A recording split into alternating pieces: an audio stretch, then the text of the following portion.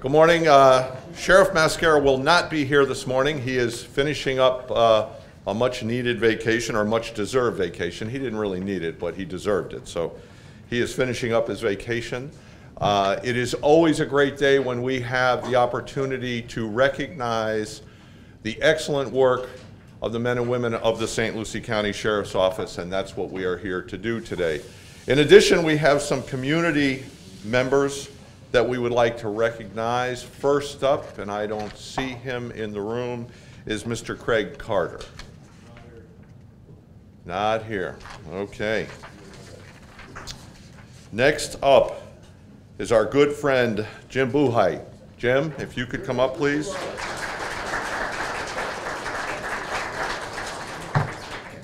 Most of you know, just if you can take a spot over here, center stage. I think most of us know Jim. He is one of our very dedicated community partners. He's always there when we need him for different projects here in St. Lucie County, and we're presenting Jim with a plaque today that just expresses some of that gratitude. Words alone cannot begin to express the gratitude and appreciation we extend to you for your undying loyalty, endless friendship, and unequal determination to the success of our unit. Your unselfish contributions, continued support, portrayal of dedication to the community and your fellow citizens.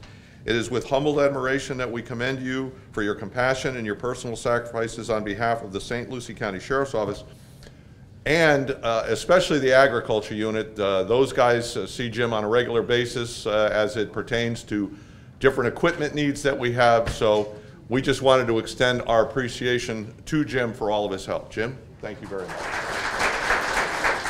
Tanya Wright was recognized as the area's Explorer of the Year. So Tanya, if you come up while I read this.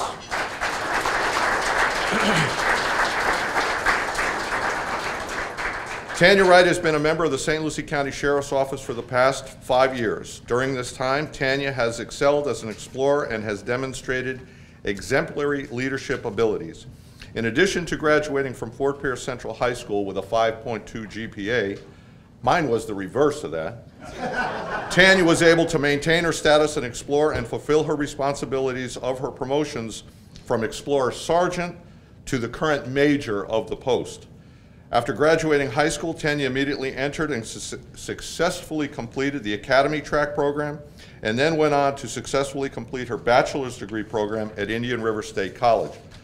She entered the Sheriff's Office Cadet Program with the St. Lucie County Sheriff's Office and is currently preparing to begin full-time police academy.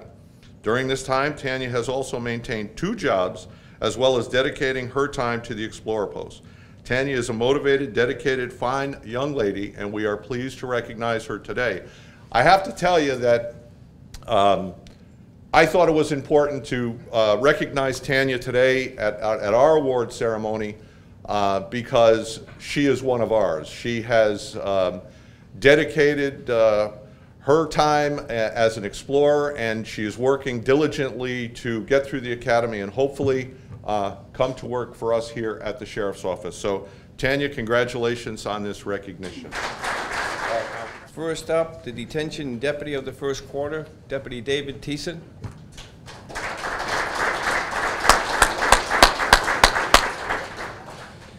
Deputy Thiessen was nominated by his co-workers. Deputy Thiessen is assigned to provide security to the adult education program. Deputy Thiessen started his career in law enforcement in Brooklyn, New York as a beat cop. He moved to Florida in 1989 and joined the Broward County Sheriff's Office. After 20 years, he retired. His love of law enforcement brought him to St. Lucie County in 2004, and Deputy Thiessen has come to be known as Mr. T at the jail. Speaking with Ms. Kim Taylor, the lead instructor for the Indian River State College Education Program, she provided the following statement. I do not hesitate to endorse the effort and integrity of Deputy Thiessen. In addition to providing security for the classroom, he is an integral part of the student's success. Under his leadership, I have been able to teach in an environment that is orderly and conducive to learning. He has a rare quality to mix discipline with good old-fashioned common sense. A chastised student will not learn, an enlightened one will. Deputy Thiessen has been assigned to the adult education program for 4 years. Over the course of this time, approximately 120 students have graduated from the program and attained their GED. Deputy Thiessen always strives to achieve a higher goal and encourage others to surpass their personal boundaries. Whether he is asked or not, Deputy Thiessen will always assist in any way he can, by escorting inmates from location to location or just stopping by to see if he can assist his peers in any way. He is a team player who can always be counted on to put in more than his share of work. Away from the job, Deputy Thiessen is an avid runner, having success of completing a marathon in his 40s in just over 3 hours. Thank you, Deputy Thiessen. Detention Supervisor of the first quarter. I don't know if he's here. Sergeant Badger? There he is. Here he is. Come on up, Chuck.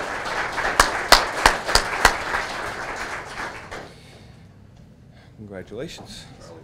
Sergeant Badger is currently supervising the deputies assigned to the Delta pods on the night 2 shift. The number of inmate shakedowns on the night 2 has increased as a direct result of Sergeant Badger's efforts. He believes that continued shakedowns help control the flow of contraband and promote staff and resident safety. He is constantly striving for continued excellence. The floors at the jail are shining brightly due to the concentrated efforts of Sergeant Badger. He has been meticulous that the jail floors are shined to its maximum potential. He is currently having the floors in the Delta East and West brought up to the same standard of excellence. Of course, staff are complaining because they can't spill coffee on the floors anymore, but Sergeant Badger is always promoting teamwork and professionalism. He has a lead by example style of leadership and believes in staff working together for a common goal. He gives positive feedback to his staff. Sergeant Badger has a positive frame of mind and takes pride in his squad, his shift, and the agency. And for these reasons, he was selected as Detention Supervisor of the Quarter. Thank you. Life-Saving Award, Deputy Jose Angulo. Come on up, Jose.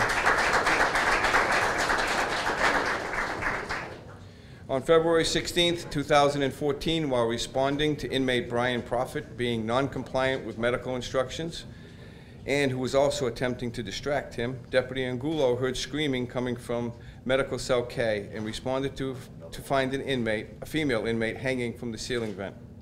Deputy Angulo entered the cell, grabbed the inmate's legs, and lifted her body up to relieve the weight on her neck. With his free arm, he used a J-hook cutting tool to cut the cloth that was tied to the ceiling vent. Deputy Angulo placed the inmate on the floor, where she began gasping for air, and shortly after went into a seizure. Medical staff arrived, and Deputy Angulo assisted in restraining the inmate while oxygen was administered. His competent and expeditious actions saved this inmate's life. And thank you, Deputy Angulo. Unit citation, Night 2, Squad 3. Lieutenant Perry, Sergeant Badger, they're probably all sleeping.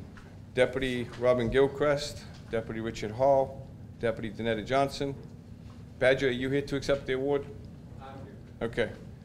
Amber Lalama, Deputy William Lawson, Deputy Anthony Migliori, Deputy William Morgan, Deputy Rui Rodriguez, Deputy Alan Ross, and Deputy Walter Scott. For the fourth quarter, the Night 2, Squad 3 has performed over and beyond their required daily duties. The 10 squad members maintain the care and custody and control of 500+ high custody inmates on a daily basis. This quarter has shown an increase in inmate compliance and a decrease in inmate discipline. The attention to detail and staff's ability to take care of the small issues have led to a decrease in major incidents and compliance from even the highest custody inmates. During the last quarter, a cleaning program was introduced which needed extensive staff involvement and supervision. This squad not only stepped up and up to the challenge, but exceeded expectation. The Delta buildings have achieved and maintain inspection standards on a daily basis.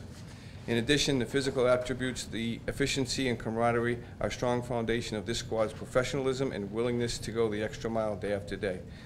Thank you. Thank you very much. I'd like to start off first with Supervisor of the first quarter, Sergeant Bill Radke.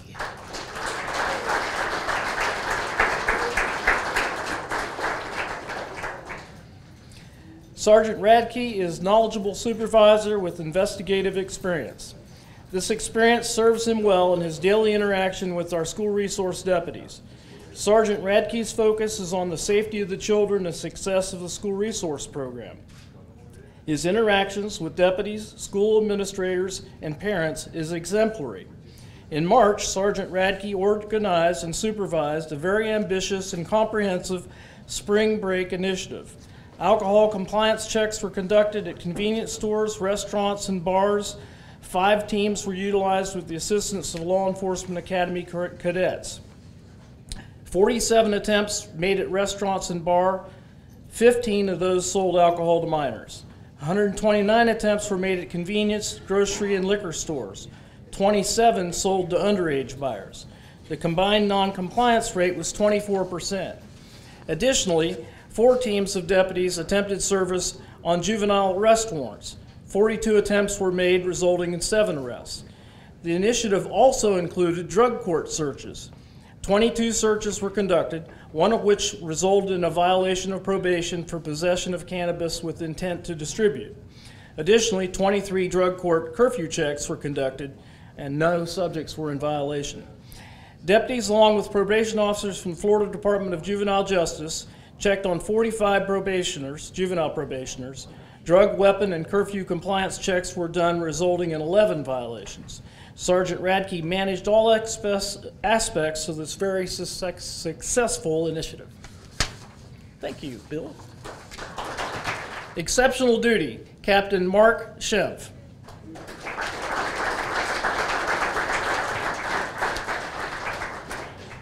Mark Schimpf had a commercials pilot's license at age 18, flying corporate aircraft between Miami and the Bahamas until he joined the Army in 1968. He flew helicopter gunships in Vietnam, receiving the Distinguished Flying Cross, Purple Heart, and numerous decorations for his heroism. He was shot down several times. In 1982, he began flying law enforcement missions for the Florida Marine Patrol. He spent 3 years working narcotics in Miami, Fort Lauderdale, and the Keys, working closely with several federal agencies to intercept suspicious vehicles. His actions led to seizures of over 20 tons of marijuana and 1,000 pounds of cocaine, shutting down outdoor marijuana grow operations, seizing large quantities of narcotics, and seizures of dozens of boats and aircraft. In 1985, Mark joined the St. Lucie County Sheriff's Office as a corporal, flying the agency's Bell Jet Ranger helicopter and twin-engine fixed-wing aircraft, assisting the Special Investigation Unit in shutting down numerous drug operations. While a sergeant, he developed a training program for spotting marijuana from the air, which became part of the basic law enforcement training at the local community college. He also worked with area hospitals to design helipads for medevac operations. In 1986, the Sheriff's Office began medevac missions. As lieutenant and chief pilot, he introduced the agency to the Surplus Military Aircraft Program, saving millions of dollars in the past 20 years. As a captain, whether commanding patrol, criminal investigations, or patrol support, Mark has continued to serve as a pilot, filling in when assigned pilots weren't available.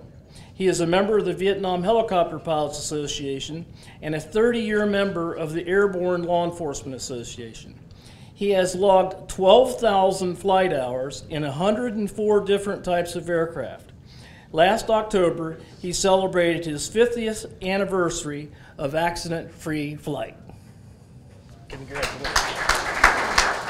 Commendation Award, Grant King, Sergeant Grant King. See out there? Yeah. Nothing gets by you. Nothing gets by. On January 14th, 2014, 2 of Lieutenant Scribner's deputies were involved in a shooting situation on Avenue Q in Fort Pierce. On this particular day, there were only 2 supervisors working Squad B.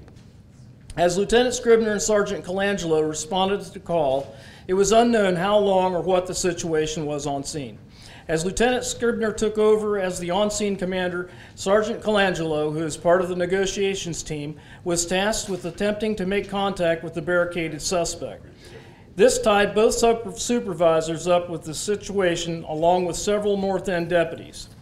Sergeant Grant King, who was just going off duty, came back in service and took over the supervisory duties of Squad B. He also contacted additional deputies from his unit and supplemented the squad to backfill empty zones to handle the call load. Sergeant King telephoned and advised that he had our squad covered and he would take care of anything that came up so we could focus on the situation at hand. This was an enormous help to both Lieutenant Scribner and Sergeant Colangelo, who submitted the nomination. Thank you for your assistance, professionalism, and dedication. Good morning, everybody. I'd like to nominate or bring up the law enforcement deputy of the first quarter, Deputy George Felix. George, come on up. Deputy Felix has been with the Sheriff's Office since 2006, where he started in the Department of Detention. During his time in patrol, Deputy Felix continues to be extremely proactive. During the first quarter, Deputy Felix produced the following statistical data: 5 misdemeanor arrests, 4 warrant arrests, 34 traffic citation, 97 verbal and written warnings, 18 correction cards, 1 notice to appear, and 37 reports taken. But one thing stands out with Deputy Felix. One of the highlights was on January 24th, Deputy Felix responded to a suspicious person was checking cars in the Sheridan Plaza area. This is an area known for high crime and violent crime. Upon his arrival, Felix observed a suspect who matched the description of the suspected burglar. Upon attempting to make contact with the suspect, of course the suspect fled, with Deputy Felix in hot pursuit behind him. The suspect was apprehended after a brief chase, but mostly during the arrest, a gun was located in a yard that was dropped by the suspect. So it brought another violent criminal off the streets and also a weapon off the streets that could cause harm to our community. Great job. Life-Saving Award, Deputy Ron Seraphin. It's Deputy Seraphin, come on up. Come on down. On January 13th, Deputy Ron Seraphin responded to the mobile station located at the Turnpike feeder route in Lakewood Park. There was a male passenger in a vehicle who had passed out and fell out of the vehicle in the parking lot. Upon arrival, Deputy Seraphin found Robert Godsey unresponsive and without a pulse. Deputy Seraphin requested rescue and began performing life-saving CPR. Upon the arrival of a rescue, they discovered that Mr. Godsey's pulse had returned, but he was now in respiratory failure. Rescue transported the victim to Lawnwood. Unfortunately, he succumbed to his injuries. However, thank you for your life-saving efforts, Deputy Seraphin. Life-Saving Award, Deputy Nelson Ojeda. Deputy Ojeda, come on down. Deputy Ojeda experienced a day that will impact him for a very, very long time. On July 6, 2013, during a violent summer with hostile gang activity occurring, Deputy Ojeda responded with other deputies to North 33rd Street in reference to shooting activity. While responding to the activity, several calls were coming in about shooting activity at other locations with a possible victim down. Upon arrival, a 17-year-old victim was found lying on the ground, surrounded by several distraught subjects. The victim was in pain with a gunshot wound to the abdomen. The subjects who were surrounding the victim were agitated at the arrival of law enforcement, which is unfortunate in these communities at times. They were uncooperative, screaming, crying, and vowing revenge to the shooter. It's a very hostile environment for the officer to respond to, where he has a victim and then a hostile environment around him. Lack of cooperation from the subjects kept valuable suspect information from being clearly obtained. At the time, it is unknown whether these subjects that were in the area were actually the victim's friends or were they actually suspects in the crime. As soon as the scene at 33rd Street was deemed secured, rescue left their staging point and came to the area. What many folks don't know is that rescue will stay out of an area until it's deemed safe for them to come there. So any victims that are there are not only a responsibility for the law enforcement officer to attend to, but also to keep the area safe. Deputy Ojeda began CPR, tried to maintain vitals until rescue arrived. Upon rescue's arrival, a faint heartbeat was detected and the victim was immediately transported to the scene. Again, unfortunately, in this case, the victim succumbed to his injuries. However, Deputy Ojeda, thank you for your actions. Have a commendation, Sergeant Mike Shelar and Detective Matt Reynolds.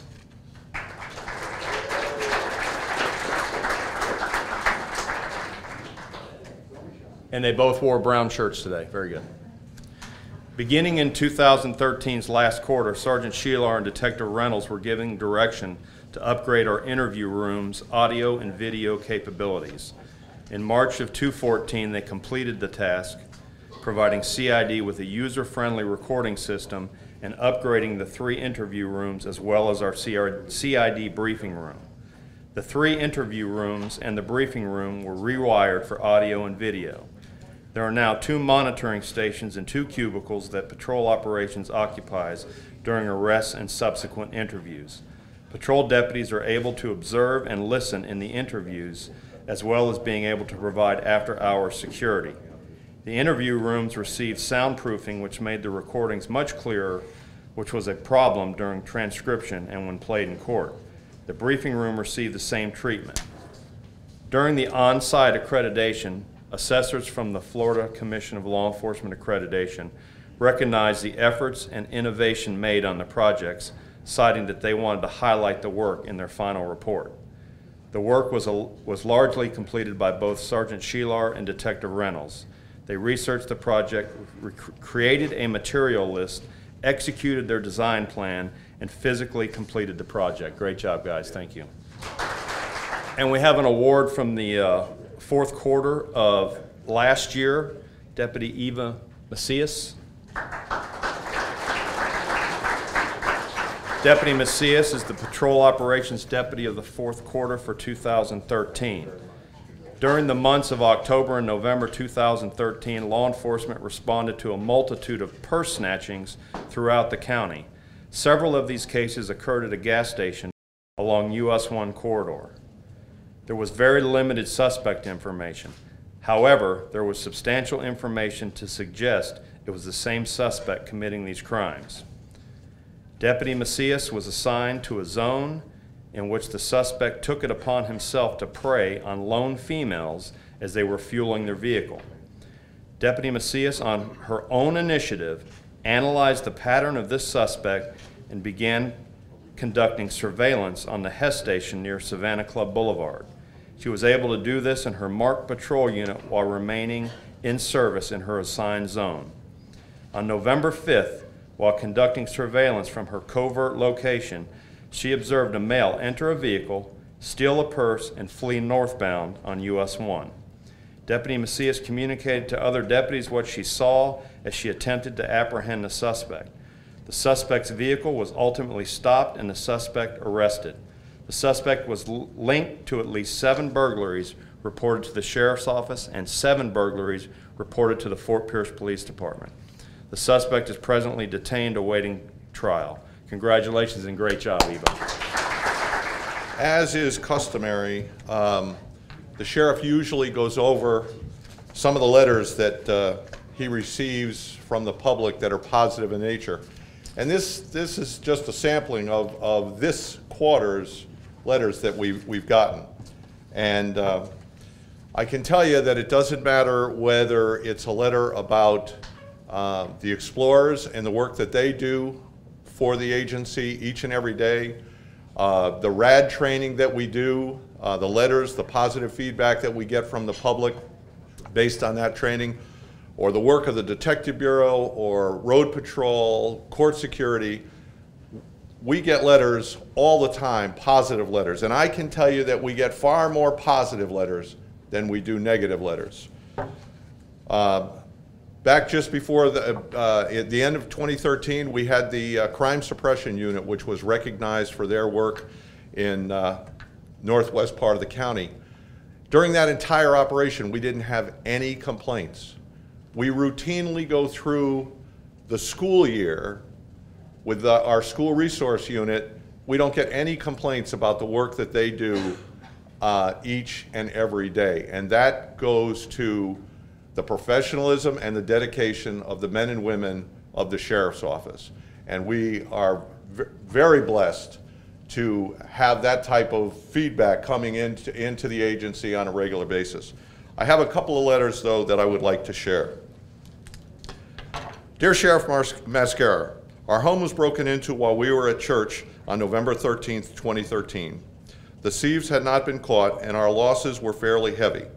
But we were helped considerably by the cheerful attitude of the 2 deputies who came to investigate the robbery.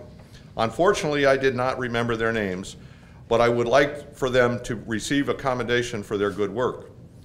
These men arrived very quickly after our 911 call. Their work seemed thorough, and I was impressed with the amount of time they spent investigating. They made a horrible situation as pleasant as it could be. They were replaced a short time later by Deputy Andrew Stewart. Although he was not there for the main part of the investigation, he also did a good job and was very helpful. She goes on to give us the case number and asks that we review our records. Well, the 2 deputies that she is referring to is Deputy Eric Holbert and Rigoberto Iglesias. Those were the initial deputies that went on the call.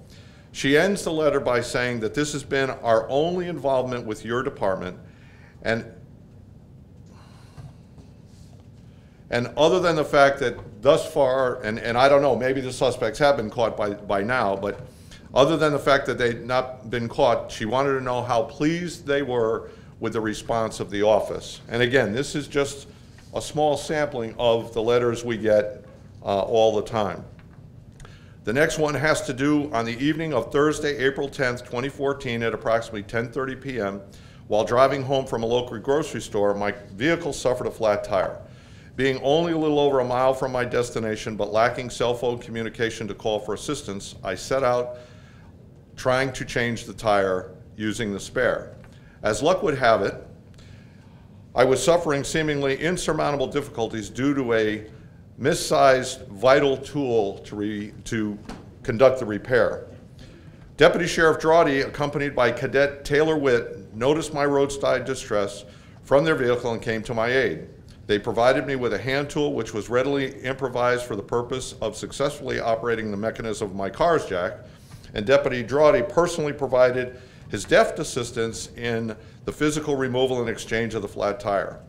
Both officer and cadet displayed the utmost of courtesy and professionalism, and their patient and attentive assistance was welcomed and a relief in my time of need. Although some would take this behavior for granted, it is my personal belief that the mundane, routine, day-to-day tasks of serving and protecting the public are the utmost importance and are the marks of a truly dedicated law enforcement officer.